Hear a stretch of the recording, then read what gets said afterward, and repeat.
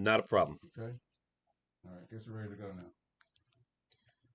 All I try to do is disconnect some other buttons on here, which for some reason it's going through. You hear stuff on the board even while the phone people are off hold. So that's been resolved apparently. So sorry about that for last week. We didn't know about that, but Not a this problem. whole connection thing is a new thing. So all right,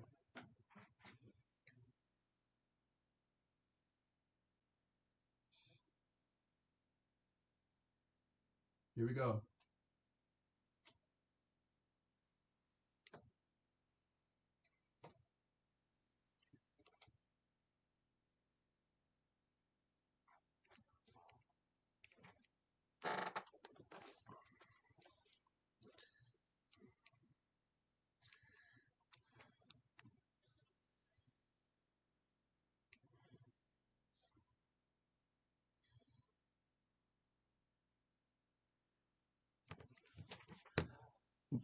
Good evening, everyone. You've tuned into another edition of United Shades of Gray, and I am your host once again, Kareem Bow, and I'm so glad that you guys have decided to tune in with us today and listen to this wonderful conversation.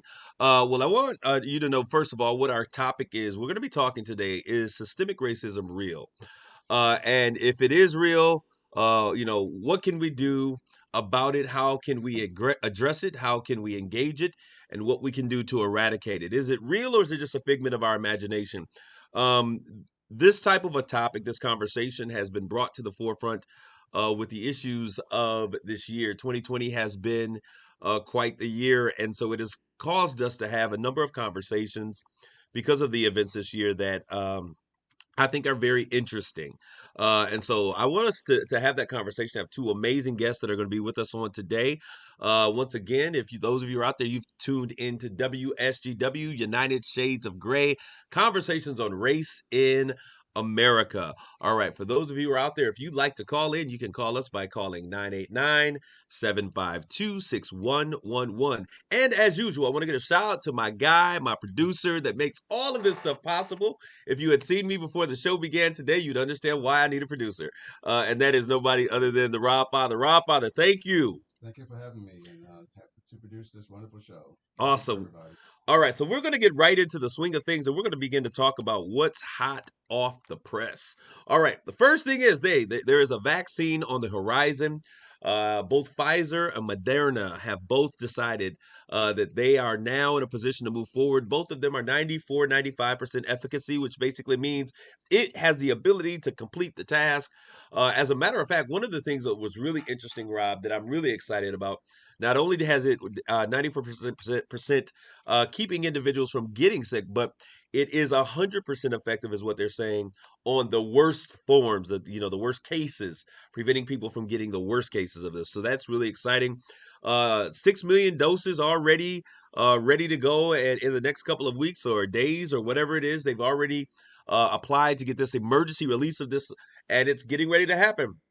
So that means 6 million doses, two doses an individual, 3 million people out the gate, those who were most affected. They've given the list, going to start with healthcare workers Of course. and those seniors and all of those. Okay, now this is the question I want to ask you, Rob. Uh What oh. is it Put from me on the spot. what is it from 2020 that you have missed that you have been able to experience in years past? That have not been experienced That you before. have been able. What Oh, 2020 took away I a lot of things. um breathing without a mask because I'm usually home and being in the Navy, I'm used to isolation in various areas, so that hasn't bothered me. But I miss being interacting with people, hugging people, shaking their hands, things of that sort. So and then we're going around with my wonderful face showing, not just hiding my wonderful, gray beard and everything. Yeah, I know. So that is I'm excited about this. This year has been a year of first round across the board. I'm ready to get back to the hugs and the kisses, a handshake. Yes, Getting back to a simple handshake. I never took it for granted. give us some that, baby. Yeah, give me some dap, right? The interconnection, the connection that we have with people, being able to hug, dinner parties. When was the last time you've been to a dinner party? Worse yet, a movie. But I must admit, Kareem, I'm still gonna be skeptical about going out because Well, that's gonna be my next question. My okay, next question that I wanted to ask you, Rob, was okay. We get all of that, but the next question was, how do you feel about taking the vaccine? Because it's one thing to have, have this vaccine, but an inoculation and actually have people get it into Right. their bodies is a completely different thing. So I was asked that question on a Facebook page recently, and I said, well, if the Veterans Administration hospital that I go to, administers the shot, then I would trust it enough to take it. So I have no problem with that. I have enough vaccines in my body to last me a lifetime due to my service in the Navy. So I would take it, if the VA offered it. there has been a lot of skepticism, skepticism, excuse me, over taking this vaccine, and I think that a large portion of that has been because of how fast they were taught, lightning war speed. But the reality of it is, if you look at it, Rob, this country is used to taking we used to take vaccines all the And time. let me address that, Kareem. First of all, back in 1918, when the so-called Spanish flu hit, we didn't have the technology and the medical information that we had. Now today, there's no reason why we can't fast track a lot of things, especially when you have a pandemic that affects every American on in this country as well as the rest of the world. So we did not have a pandemic as great as we did back in 1918. It killed a lot of people, yes, but the technology, the medical science, we did not have then. Now we have that. So And people have to understand that exactly. vaccinations was a way of American life. It was something that we've done for a little, but there has been such a long period of time. We've been so good at these vaccinations, and the fact that we haven't had a And those who necessary. believe in vaccines, they have anti-vaxxers out there too. Absolutely. I mean, there's a lot of issues. Now we have a lot of reasons for concern, and we'll talk about that later. But we have gotten away. I mean, we haven't been a country that has needed these types of vaccines.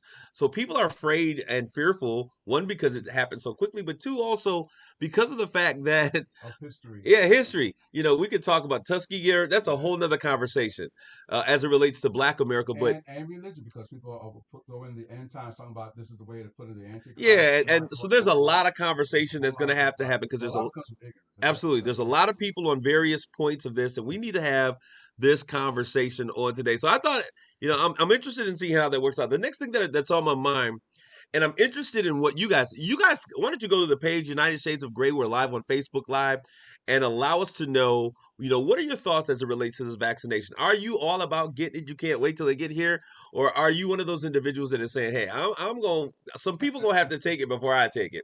Which one are you? But the next thing that comes to mind, and this is something that happened right here in Michigan, Sandusky, Michigan. I think it was Sandusky.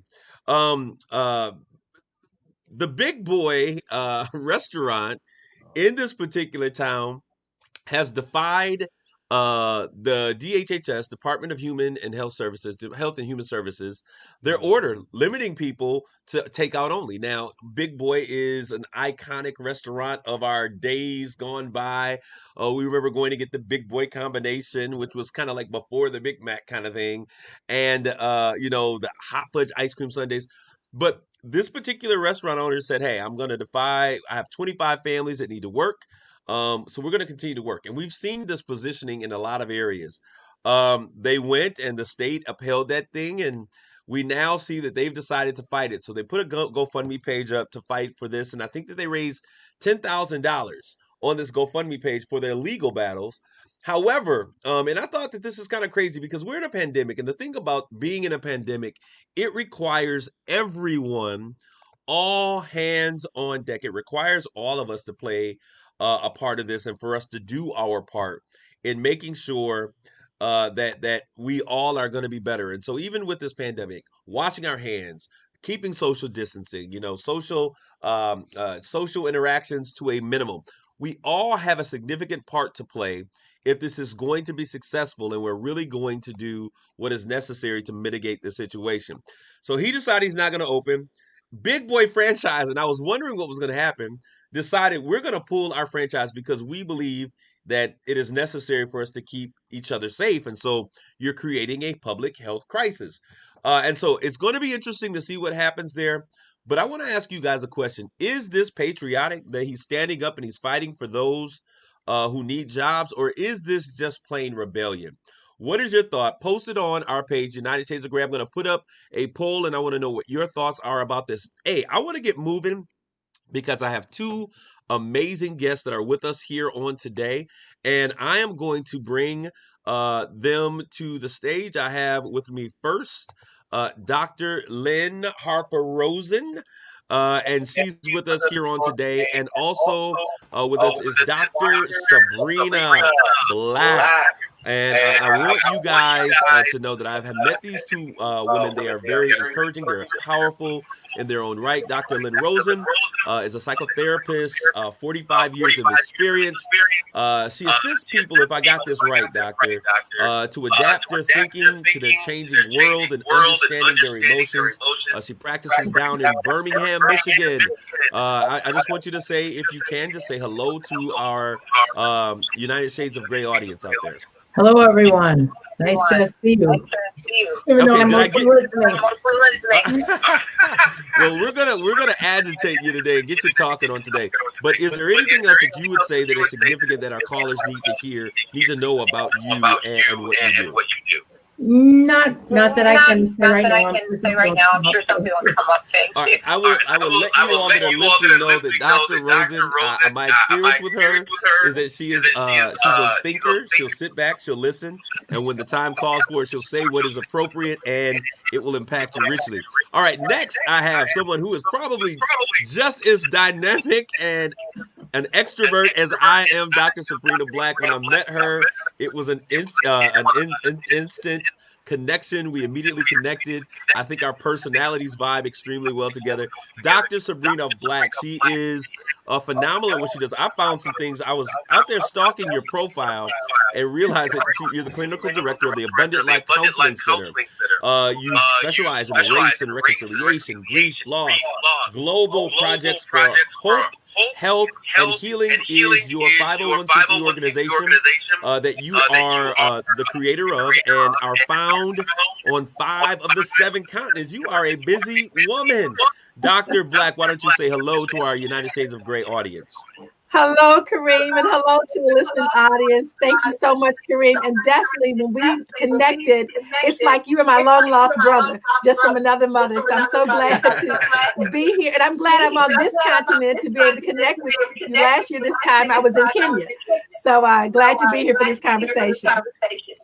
Okay, I'm sitting here. I guess our audience, hopefully you let me know if you're getting an aggressive echo. I don't hear an echo.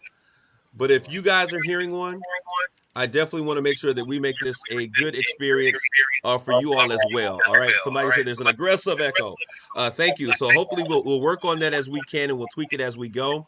One of the guests needs to turn down their sound. Okay. Someone just turn down your sound slightly, and we'll make some adjustments as we go. All right. So yeah, we're not getting an echo here in the studio. Maybe you need to turn your sound down. But let's get to I want us to get to this conversation because an hour goes by so fast. On last week, I had Dr. Brandon Irby come down and on the phone, and he is a professor at University of Kentucky. And he brought up the conversation, in our conversation, he brought up the thought of narratives. And he highlighted that in America, we are a country that is driven by narratives. We buy into these narratives. Narratives such as, older white men are atop of the food chain, that black men are lazy, that black men are violent, and those types of things. Women, white women have no cares. They go through life. We're a system or a nation that is driven by narratives, okay? As we look at that type of discussions, what do you believe, and I'm going to shoot this first question over to you, Dr. Black, what do you believe are the narratives concerning black people in America? And then secondly, what are your thoughts concerning those narratives? So when I think about narratives, Kareem, regarding African Americans in America, the first thing I consider is that we are resilient and that we bounce back, that no matter what it is that we've had to deal with and or pass through, we keep moving, we make it happen. And so my experience in terms of narratives that are written about African Americans from a positive perspective is that we keep going, that we multiply. Now, not only do we multiply, but we multiply and empower the next generation to continue to do the things that we weren't able to accomplish in previous years. And so I know people talk about the stereotypes, but we're more than just the stereotypes. And for me, that's not our narrative. Okay, you know what? And as we begin to look at these, would you agree that America is a country that lies heavily on our narratives and the narratives that we create, Dr. Rosen? Yeah, I think there's a lot of narrative. And I think many people have different narratives. So I have a hard time figuring out where to begin until I have a narrative to start with, because there's just too many people, too many narratives, and too much diversity. That's too much going on. Yeah, I need something specific here. No, I completely get that. When I began to look at that, and one of the things that our conversations led to was the concept, and I'll bring this up today. He highlighted the idea that America buys into the narrative, and you've heard this, Dr. Black, I'm sure, a million times. We were talking about the issues with, and as I've been on WSCW a couple of times, it has come up. We've talked about the issues of social justice as it relates to George Floyd. And, black men, brown men, and women being killed at the hands of police officers. And the first thing that a number of my counterparts will always ask is, what about black on black crime? And so when we look at that, black on black crime is another narrative. What are your thoughts as it relates to black on black, the idea or the concept of black on black crime, Dr. Black?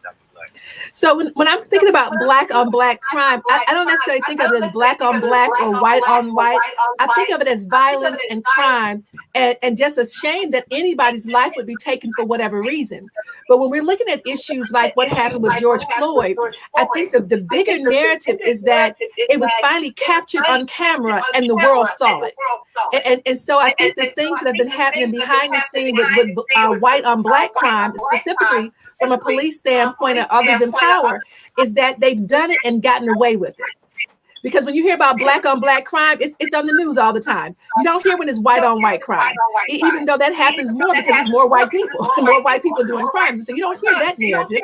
But when you talk about what happened with George Floyd, because that was captured and America saw it, more and more people began to post on social media the injustices that have been happening all along. So when we and you're hitting this perfectly well. I think exactly when we say this, my thought has always been that really black on black crime is it's a mute statement or it's violent, if you would. Exactly. And so the idea is that we kill who we're most in proximity with. We break into places that we're most.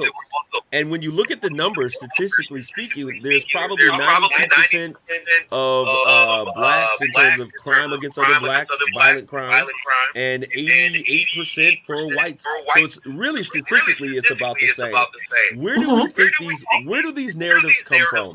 How do we end up with these types of narratives in our country that many of us, we see it on the news, we hear about it in a newspaper, and then we buy into them? Where do these concepts, these constructs come from? I was going to let Dr. Lynn jump in, but listen, I got a response to it. So Dr. Lynn, I'm going to let you come behind me. But when you say, where do these narratives come from and why do we buy into it? We believe the hype. And so whatever people are hyping in the moment, whatever people are continuing to see, and that's why fake news is perpetuated, because people continue to talk about it. At some point, when the story dies down and a new story rises up, we forget the old narrative. And so what has happened is that when you have what they call black on black crime or white on white crime, is that when it's in the newspapers, when it's on social media, when everybody is talking about it, we continue to tell that same story and we add to it. And sometimes what we add is not accurate, but we add what we heard somebody else say. And so it just continues to go round and round in circles. And unfortunately, it ends up going in the textbooks, because we then say it was repeated on the news as facts. So now it's talked about in college campuses. Now it's in textbooks. And 10 years from now, somebody is still talking about something that wasn't accurate when it happened. Wow, that's a good point. So the reality of it is, and this happens, we hear people from communities of color use the same type of terminology, the same phrasing. So in order for us to change this, and I know Dr. Rosen, you spend a great time, great period of time, if I'm correct, really helping people to understand and how to change their thinking to fit the changing environment that they live in, right? So if we are now ever going to change how we view this type of a narrative, How do we begin to change our thinking? How do we bring the way that we think into this conversation so that we don't think based upon these narratives, but we're looking for more factual ways to govern the way that we think so that we will act accordingly? Where do we begin with that? Well, I think we all grow up in different little groups. And we know our people that we know the cultures that we're from, we know the towns we're in, and that builds our worldview. We also grow up in families, and that builds the way we look at the world. We usually hang with others who reinforce us because the world is a scary, unknown place. And I think the more we end up being confirmed that what we think is true, the better it is. The problem is that we are seeing things from a very narrow perspective. And the more we end up knowing people from different areas of town, different cultures, different races, we begin to humanize whatever we were thinking of into a real world view. So I think that our views are kind of small, and we are limited and kind of scared of things we don't know and people we don't know. So I think most of change comes from being a little bit more open to understanding different people and listening well. And it's hard to listen well because it can be challenging to our worldview. Wow. That is really good. As we have this conversation, one of the things that comes to mind, and I don't know if you guys have seen, I think it's Dove. They have a series of commercials, Dove Men, Plus Care, TV commercial incorporating. Have you guys seen any of those commercials? There's a commercial where they show it, and it's dealing with narratives. Okay, I got you. There's a commercial that is dealing with narratives, and it's a commercial about black men. And maybe I'll pull it up on the other side of this break and I'll play it. Those who are listening to us on the radio will hear the commercial, but those who are watching via social media will be able to see it. And it's a commercial about their NBA players. They formed this alliance, and Dove created this amazing contact where they're showing black basketball players, and they're talking about we care, what we care about. And the entire idea is to change how the world sees us, effectively changing how they treat us. And they asked the question in this commercial, you enjoy my passion, you enjoy my enthusiasm, and I am a hero on the basketball court. But do I retain that same hero status when I take off my uniform and I walk down the street? And I thought that was a very powerful point to play. Yes. I can be your hero, your Superman on the court while I'm doing all of those plays. I'm aggressive and I'm passionate. But the moment I take off my jersey, do I receive and retain that same respect? And do you respect me as a man and as a black man? Really quickly before we go to break, I want to ask you, Dr. Black, those kinds of narratives. Those kinds of thought processes. How do you feel about athletes in America? Because I think that's a big thing. We look at them one way, and then we see them differently when they put on those sweatpants and they walk out into our community. Really quick, just give me a quick one, and we'll pick you up on the other side. Quick window. So the commercial sounds powerful. Can't wait to watch it and hear it. But it's like what Dr. Lynn was saying, is that our perspective is narrow, and we see people through a lens of how we encounter them initially and whatever hat they were wearing at the time. So if I meet you in your uniform, that's the only you I really know. So when I see you in your sweatsuit, I don't know that guy, and I may be afraid of that guy. When you meet me in my office, you know me as your therapist, as your counselor, as your coach. When you meet me on an international field, you know me as a humanitarian. And so it depends on how you meet me based on what you're going to know about me. Ooh, that's a good one. That's a great segment to our first commercial break. You guys show that commercial on the other side of the bridge. Stay tuned for more United States of Gray.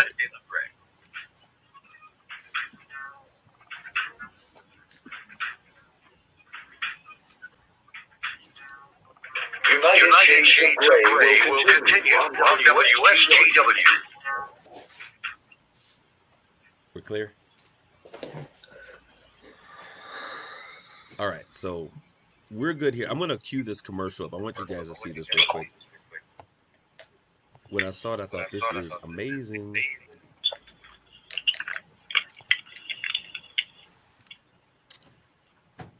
You guys are doing a great job too. There's some I'm not sure what's happening out there with the feedback. Those of you who are still listening, are you guys receiving a great deal of feedback? And if you guys have any questions, post them in the comment stream, and I will definitely ask those questions of our guests. If you guys would like to call in, you can call in at 989-752-6111. All right, and you can put your comments in here and have your voice heard as well. So let me see this stuff. Mhm. Dove Men Plus Keratin. Okay, that's what I it use is. that. I use those products. Do you? Yeah. Dove Charlotte body wash.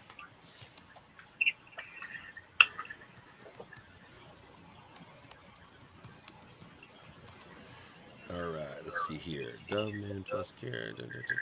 This, okay, this is the one on black. Men. Here's the other one.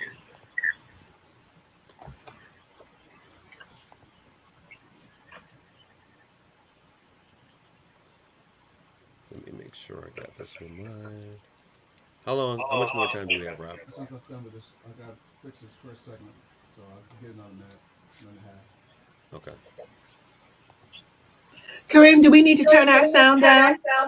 No, you'll be fine. For right now.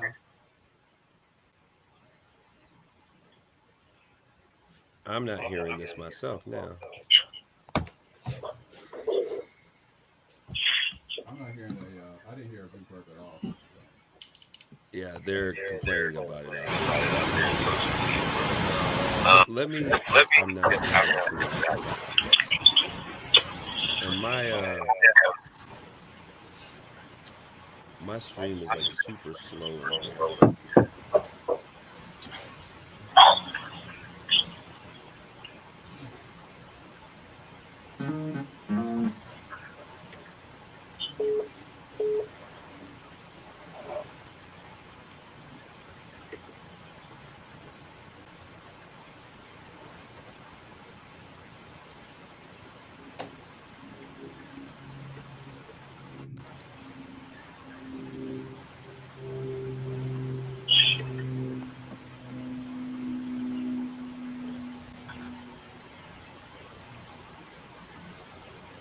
United Shades of Grey will continue on WSGW.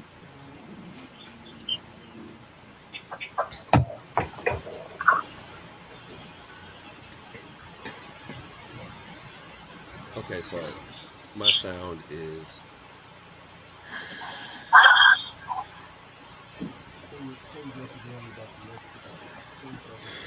All right, guys, we'll be on in less than 30 seconds. 30 seconds. You took me out. They can't hear me.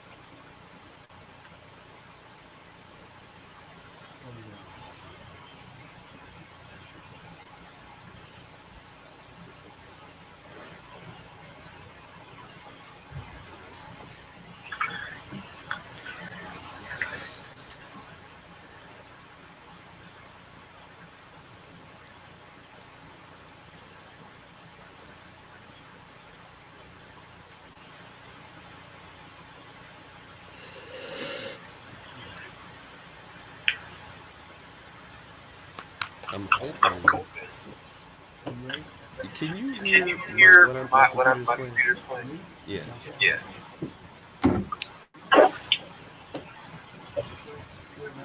I'm playing it. I'm playing it. Okay. Okay.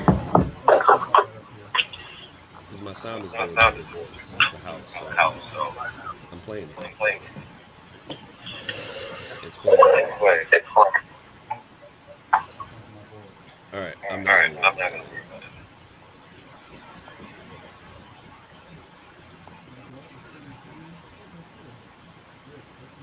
What's that? My timing, I lost track of time when we started. I wanted to make sure I had the down time for me, so my timing is perfect. 22, 23. Okay. Are they ready? Yeah. Yeah. All right, stand by.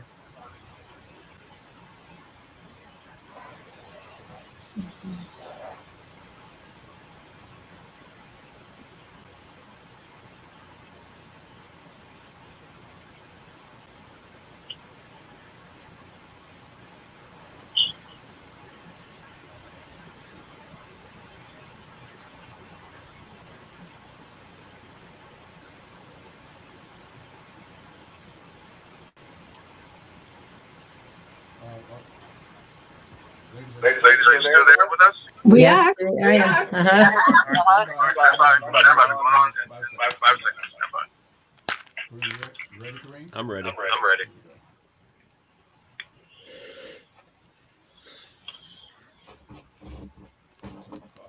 First. 4 minutes. 35.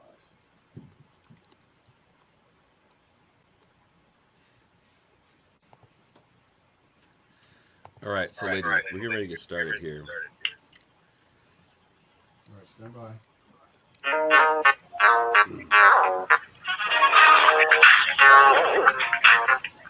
You're listening to United Shades of Gray on WSTW.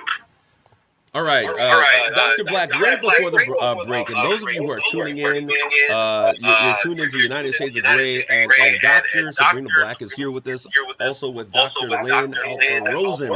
And Dr. Black, I got to come back to you right before the break.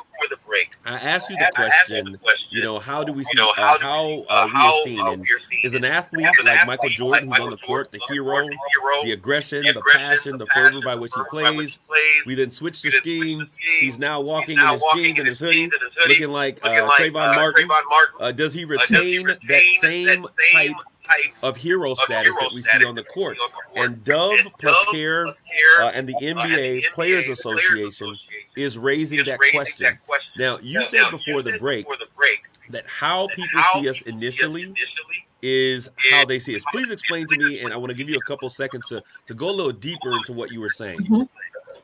And so, Kareem, part of what I was sharing is that people create a narrative based on where they meet us and the context in which they meet us. And so if you meet a person at the PTA, you connect with that person as a mom, as a parent, as a person who cares about education. If you meet somebody in a religious setting, you connect with them as a spiritual being. When you meet me in my office, you connect with me as a counselor or a coach. And so when I see a ball player, I'm connecting on the court because I'm seeing them on the television, and that's my connection. But when I see that same person walking down the street, unless they have facial recognition, then they just look like some dude, some gal. So again, and I may be afraid, depending on whether or not it's a dark alley or a dark street and what they're wearing. And so again, contextually, I'm looking at the person, and I may or may not recognize them now that they're out of the frame that I'm used to seeing them in. And so even as I speak about facial recognition, that's a thing that you get a lot now on social media. As soon as you post a picture, if your photo is out there, it identifies you. And so when I'm walking down the street, there's nothing to help me identify you if you have on a hoodie. And now, not only do you have on a hoodie, but you have on a hoodie and a mask. So I have no idea who you are. Okay, so how do we begin to really train ourselves to think about these narratives differently? How do we train ourselves that when we see a black man, and I'll tell you historically what the statement has been, that when you see a black man on the street, you lock your car doors or walking by. Or you cross the street. As you cross the street, right? Or you cross the street to the other side. You cut your pearls, right? How do we begin to change those narratives? And Dr. Rosen, you are very comfortable in your skin in these conversations, it appears. These are challenging conversations. These are conversations that we often run from. How do we begin to create an environment that people are willing to have these conversations? I think first we have to tune into our own selves. We see somebody anywhere. We have a thought. That thought can be anything. Saying a black man on the street. The minute somebody introduces you to that person, oh, this is a friend of mine. All of a sudden, they're a friend of a friend. Or if you're anywhere in a store, you say, oh, this person does this. Our fantasies and our thoughts and our narratives in our head shift in a second. And I think if we pay attention to what we're thinking and then how we feel, there's a good chance the other people are thinking and feeling different things. We don't know what they are. But I think in our heads we have roles, ideas, and they shift in a minute. No, that's good. But you're taking me back to what the commercial said. How black men are seen and how they're treated. And you just said two key things: how we view and how we feel. What is the connection, the correlation between how we see an individual and how we feel about that individual? Well, I think Dr. Black was saying something about context. A lot of it is context. You're talking about walking down the street, which no one's doing anymore because we can't even go anywhere. And now all we're doing is seeing people on social media or far away. So we're really very distant. And all we really have is what we're thinking. We're thinking all the time. So I think part of it is the context. So if I go into a store and I see shopping, or I go into a meeting, I think the context is we share a context.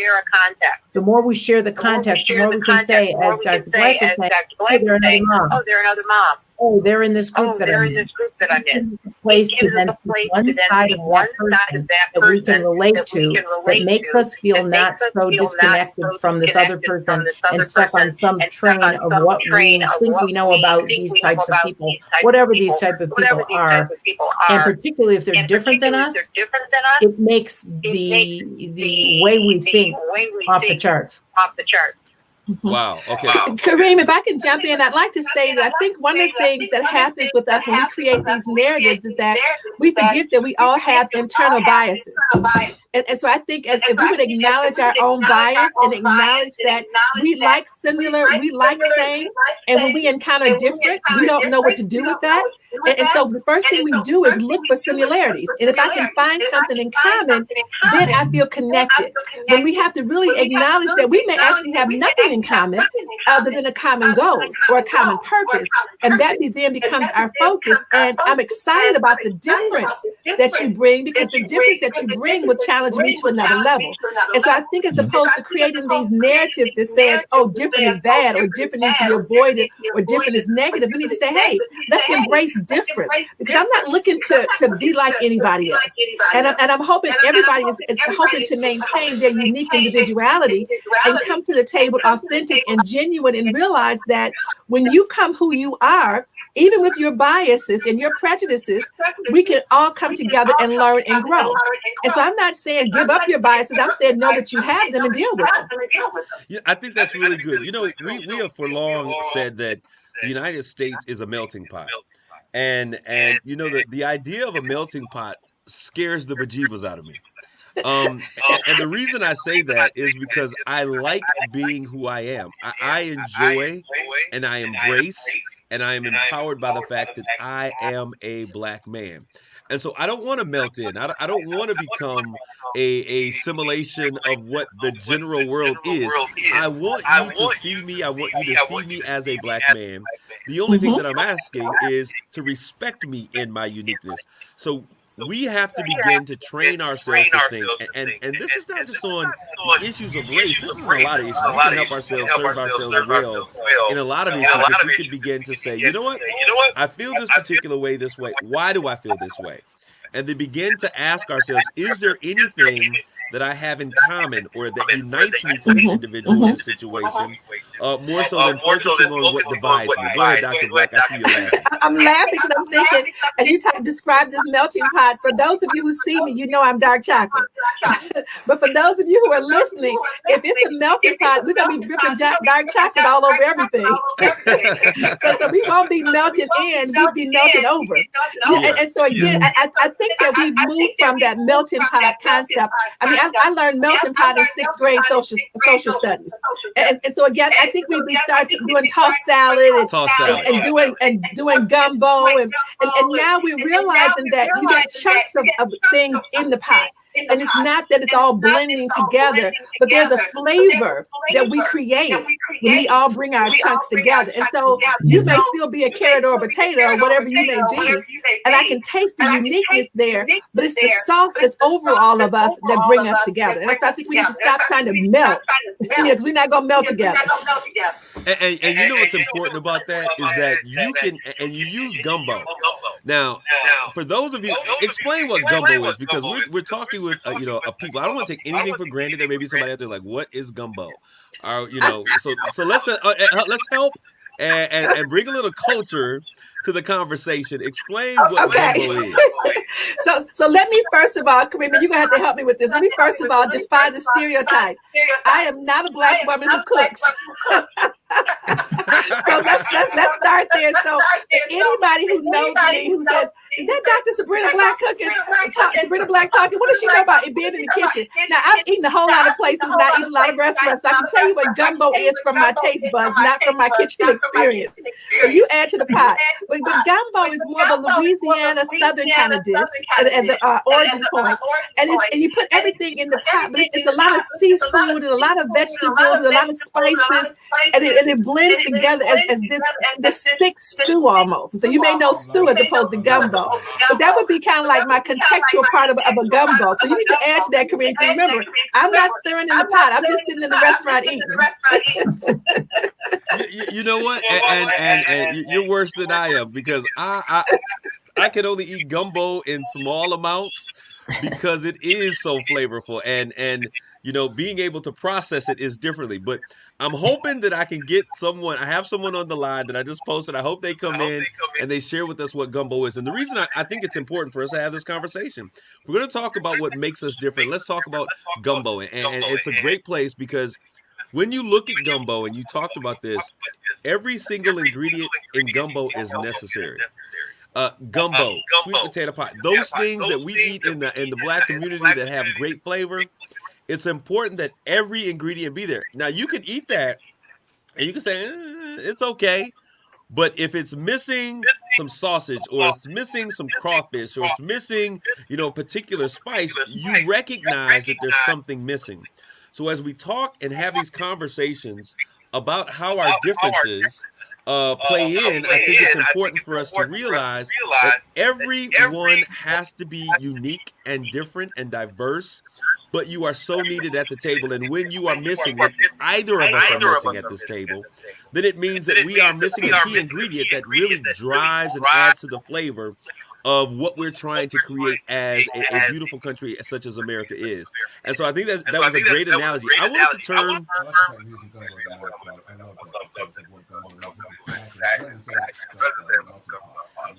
All right, so I appreciate you. I'm going to put in that number that we're going to use. I'm going to change that number for those of you guys who are calling in, and I want you to call in 752-989-752-0790. That's going to be the number that we use, and I want somebody who knows what gumbo is.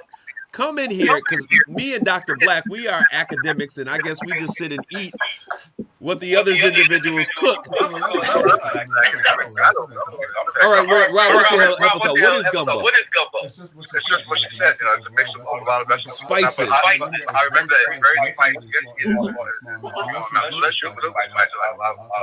or unless you add some cornbread. It's spicy. You said unless you put it with cornbread.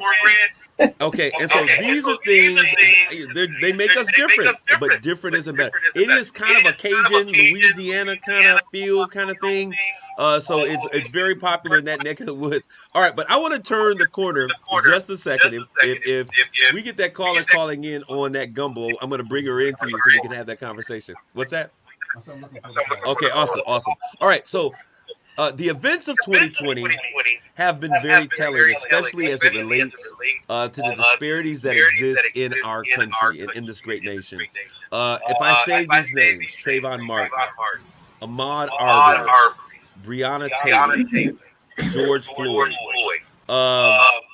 we recognize, and I think that this is across the board, I think America recognizes that there are some need for changes in the criminal justice system. But what we're seeing in the criminal justice system, we also see in our healthcare system, in our financial systems. And we've heard the term systemic racism. This year has brought to the forefront the idea, a construct that we have talked about so often in Black and brown communities, systemic racism. I want us to start by, and Dr. Black, I guess I'll give you the honor of doing this. If we were going to work, and so that our people, our callers are all on the same page, how would you describe systemic racism? Oh man, so systemic racism, and I would encourage anybody who's watching and or listening, first of all, to do some homework, do your research, because you're going to hear a lot of different definitions of systemic racism. And I think at the core of it is the belief that systemic racism is embedded in every area of society. it's in every sphere, is that it's part of the fabric of how people do what they do to the point that they don't realize they're doing anything wrong. And so when I think about systemic racism, I'm thinking of the prejudice and the discrimination towards a people group, a group of color, and usually the minority group, to the point that they receive disadvantages or they're at the lower end of whatever is being offered. And so when I talk about being in every sphere of society, we're talking about in healthcare, in education, in housing, in finance, in prison systems. They're at the bottom of the chain. And so that would be systemic racism. It's embedded everywhere. So when we talk about this, and you use the term embedded, and I want to make sure that we're very clear as we talk about embedded. We're saying that this is something that has been a fundamental ideology or understanding when the system was created. Yes. And since this particular thought or process of understanding was a part of the system being created, we can still see how it is pervasive, maybe not in a very flamboyant way, but underneath the system, we still see the elements of that mindset that helped create the system still in operation, correct? Think about, for those who are techies, when you create a website or a web page, you embed an image into the site. When it's embedded in, it means that whoever is viewing it is not at liberty to take it out or move it or shift it, because it's a part of the system. It's a part of what exists. And so when you think about it from a technological standpoint, it's a part of it. You don't get to move it. And that's what happens with systemic racism. Dr. Black, I have to tell you, and I don't know how you feel, Dr. Rosen, that is probably one of the best explanations that I've heard on how we can really take an understanding of what it means. Looking at this way, and Dr. Rosen, I'm going to come back to you. Those who are listening to the conversation and not seeing on social media, excuse me, I need you to understand, not just Dr. Black, I'm good. Dr. Black happens to be an African-American doctor, and Dr. Rosen happens to be a white doctor. And both of them are here because I think if we're going to have conversations of rights, we need to have people from both sides of this argument have this conversation. Now, Dr. Rosen, I talked to you earlier, and I want to bring this back. When we talk about systemic racism, if we were to look at some polls, it would show that the majority of white America struggles to really believe. They believe that we've come past that, and so systemic racism no longer exists because we've had, the civil rights movement of 1965 and of '68, and we've had a black president. So that means that it doesn't exist if a president can be black. How can we begin to, and I'm not going to ask how we can begin because I don't think that's where we need to be. How can white America, or how do you, let me ask you specifically, how do you have these difficult conversations or prepare yourself to have conversations about race, even though I know it's uncomfortable? What advice would you give white America? Because it's hard for us to have this conversation with only blacks at the table. What advice would you give white America when it comes to engaging in conversations of race in America? The easiest way for me is that it has to do with the issue of understanding privilege. And privilege comes in many forms. It's not just having to do with race. I think if you're privileged, if we have privileges, we really don't recognize it. We just presume it's something that we did, that we earned, or that it just is. Being aware of our privilege is the first part. If I get to speak first because, I don't know, I have a doctorate. I get to speak first because I have this degree. That's a privilege. Now, I may have earned it, I went to school, but I still get the privilege. And if people then defer to me because I have that degree, it's because I have a privilege. I can take it way too far. But if I'm aware of it, I can then tune into, wait a minute, just because I have this degree doesn't mean I get to talk for it. So I think privilege comes in a lot of forms. But if we have it, we usually don't know we do, and so we have to tune into that awareness so we can see how we may not be fair with it. I think that's really good.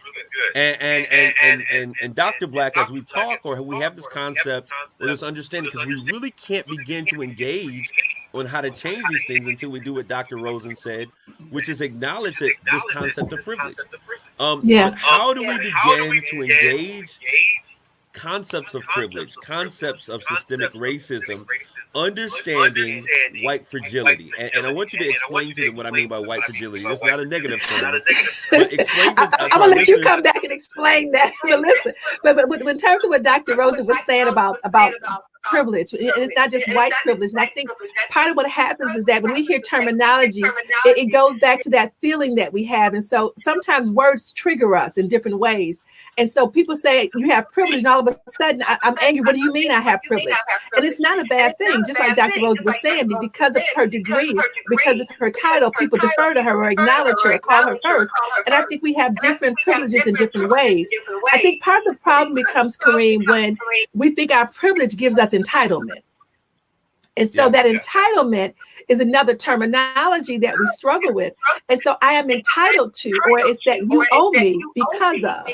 And so I think acknowledging that, yes, I'm privileged for whatever reason. You know, maybe I'm privileged because I'm the only African-American in the room, and I sit as the only African-American at a lot of tables, you know, on different boards and different organizations. And so that gives me a privilege in a sense. And what people will see is when you're the minority, it's like, yes, but in this context, I'm not privileged because I'm represented. And so privilege is one thing, but entitlement is another. We don't owe anybody anything. And I think when we start feeling like we have to, then we resent that versus I want to. So there are places where I want to honor people, where I want to acknowledge people. And that's my choice, not you are making me because you feel entitled. And I think that is very important. That is so. In America, we often look at issues of racial prejudice or bias or all these things as Black issues. But they are not Black or white issues. They're American issues. And the fact of the matter, the sooner that we begin to understand that when we come to an understanding of privilege versus not privilege, that we are actually harming ourselves, and that we need to take a proactive approach and saying, look, this is what I desire to do instead of feel like it's compulsory, then we look at it differently. There's a book that I want to bring up. I just want our listeners, because there may be someone out there saying, you know what, Kareem, you brought up a topic or theme, white fragility, and I'm offended by that. I want you to read this book. There's a book called White Fragility, Why It's So Hard for White People to Talk About Racism, by Robin DiAngelo, and the foreword is given by Michael Eric Dyson. It is a phenomenal book. I'm going to encourage It's incredible. Incredible book. You'd agree. Okay, I'm going to encourage those of you who are out there who have questions and concerns that you begin to do the work. Michelle Obama said it best, that this issue of race is not for Black people to do, and white people can't just say, okay, we're going to let you do it. But everyone must take and do the hard work in order for this thing to change. So that book, and when we talk about white fragility, the author is basically explaining that white people it becomes a sensitive issue for them. And for some reason, when we have these conversations on race, they feel like we're blaming them for slavery. You're to blame for slavery. And so it becomes an issue where they become to feel like they're victimized by a conversation where we're talking about victimization.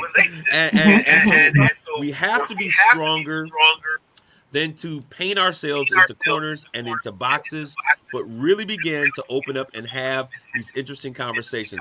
All right, now I want to ask, when we look at this, how do we begin to address the issues of systemic racism in our country? What is it that we should do? Give us some tips that we can begin to do. If it's in our workplace, if it's in your office, if it's on your job, we see racist activity or something that we don't think is correct. How do we begin to address those things? Give us some. I'm going to defer to Dr. Rosen. Well, I want to go back to the white fragility issue because I think it's really important. I think part of why people don't, that term is edgy. People get all, it's not a comfortable term, is that there is really not the whole white thing. There's not really a whole black thing either. All blacks aren't the same, all whites aren't the same. That's right. So the minute I have to cop to being white, I'm like, hey, wait a minute. I don't know, I'm other things. I'm Jewish, my family did that. So all the white stuff just is like, it's not 100% me. And I think black people know it's not 100% you either. So it fit wrong. So I think that, but at the same point, the fact is that I do look white and I am white enough. So wherever I walk in, I'm white. So it's not a term that feels, it's taken a time for me to feel like, I'm not feeling that white thing, but I am white. So really, I'm white. So it's just, it doesn't feel, whereas I think if you're in a darker skin, if you're that consciousness has been a part of your life for ever. You don't have to go, you don't have to think it through. Dr. Rosen, we have something that we say in the community that 1% makes you whole. So if you have 1% black in you, it is going to manifest. You talked about if we were going to melt, it was going to be a melt over. And that is how we've seen it. And that's how we believe society sees it. I want to thank you women for tuning in today. As I told you, an hour goes so fast. We have come to a close, and I just need to close out and say thank you first to both of you ladies for joining me today. And I want to give the last thought to Angela Davis in our closing remarks. In a racist society, it's not enough to be non-racist. We must be anti-racist. That's Angela Davis. And as usual, I long for a day when we are no longer divided by being black or white, but we truly become United Shades of Gray. Thank you all for tuning into this program. Ladies, we'll have you on once again. Take care. God bless you. Thank you. Thank you so much.